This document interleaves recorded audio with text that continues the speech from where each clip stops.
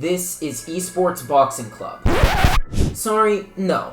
This is Undisputed Boxing, a next-generation boxing game promising to deliver the cutting edge of combat sports video games, with the biggest roster in video game history.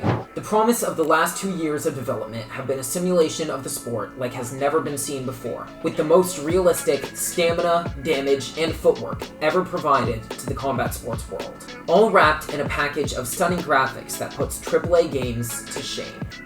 At least, that's what we were told. Undisputed is dead on arrival. As a matter of fact, it never even had a chance. Let me explain.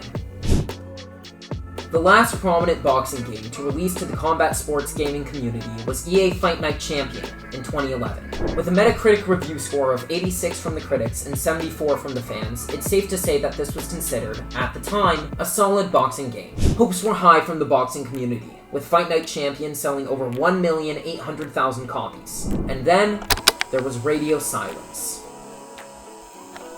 For 9 years, there was almost no news about a new boxing game.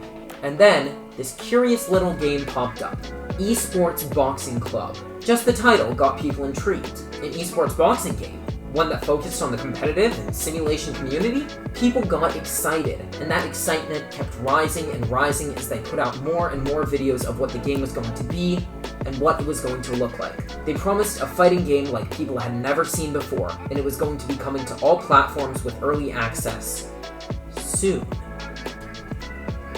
There's a curious thing about excitement for a new video game. It often peaks far before the game ever releases. There's a time, soon after it's announced, when absolutely everybody seems to be talking about the same thing you are. How this video game is going to absolutely revolutionize the gaming industry and break the ceiling that has been set by corporate standards. Unfortunately, that peak for excitement never quite gets topped. For a long time, the excitement and hype held. Speculation ran rampant about what the game was going to look like, who was going to be in it, how it was going to play, and most of all, what games it was going to be better than. This game was touted as the EA UFC killer, the game that would finally stop the rampant spamming that plagued the current simulation fighting genre. But a flame cannot burn without wood, and the wood supply was beginning to dwindle. Still called ESPC at this time, the game would steadily release developer updates and models. This was enough to satisfy some, but many were beginning to slowly get off the train.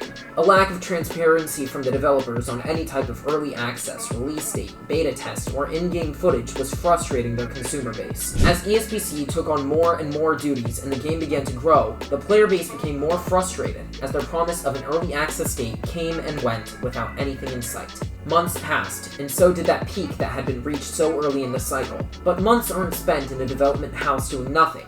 Hard work had been done, and they were ready to show it. Slowly and surely, more promotional videos began to come out. Players started to see gameplay for the first time. Knockouts, punches, and finally, a full round of gameplay. This was punctuated by the name change that ESPC took, Undisputed. With this announcement, they shifted away from the idea that it was purely an esports game and marketed themselves as the ultimate boxing game experience. With all this marketing, the diehard fans knew that a big announcement was sure to follow. And they were right. After the almost 2-year wait, Undisputed announced that a beta test would be taking place. This would be the first chance that the general public would get to play the game that the developers had been toiling away on. Hype was at an all-time high.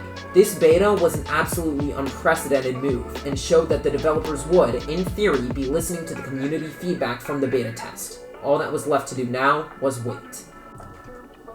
The first time players opened Undisputed, they were greeted by this. As you can imagine, this wasn't exactly a great start. To put it quite frankly, the beta was an absolute mess. On top of an absolute massive load of server issues in-game which made it almost unplayable if players could even get into a game, players were often left for hours on end, waiting to just get into a match. For a beta test that was explicitly meant to test the servers, this was clearly not exactly great optics. But for those who were able to get matches in, the feedback was mixed, to say the least. As expected, people lauded the graphics and presentation. The gameplay, however, was lacking heavily. Punches did not land as expected. Knockouts were incomprehensibly rare, due to a bizarre decision by the developers to disable flash knockdowns and flash knockouts, and nerf damage overall for the beta. The controls felt stilted, the animations robotic and dull. It left much to be desired, and then the beta closed. Reception has not been overwhelmingly kind to the game post-beta. While many remain optimistic that Undisputed can turn things around, for many others, the reality is beginning to set in. Undisputed is not the EA UFC killer, and in fact, shares more similarities with 2011's Fight Night Champion, a PS3 game that came out in 2011, than it does with EA UFC 4. The flame is now a spark. Undisputed will surely patch things as they continue to work very hard on refining their game and working on solutions to the many problems that the beta presented, but it seems that the writing is on the wall.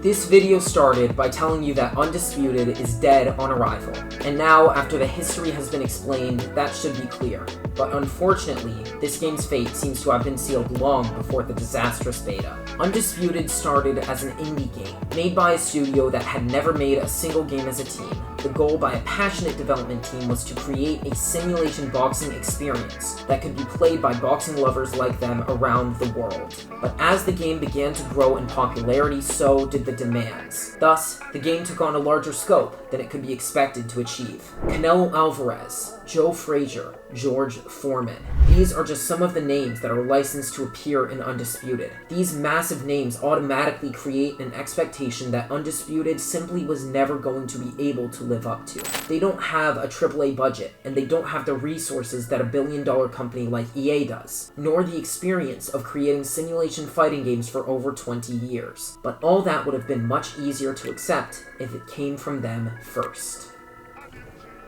To put it quite frankly, the marketing for Undisputed has been quite misleading. Their Twitter bio calls them Undisputed, a cutting-edge boxing video game. The entire push and build-up to this game was that it was going to finally be the true simulation boxing game that fans have been clamoring for so long. A push that Undisputed made absolutely no efforts to deny. Beyond that, the fact that this is the state that the beta has been released in makes it clear that this is what is considered by the team to be a playable model of the game that can and should be shown to the public.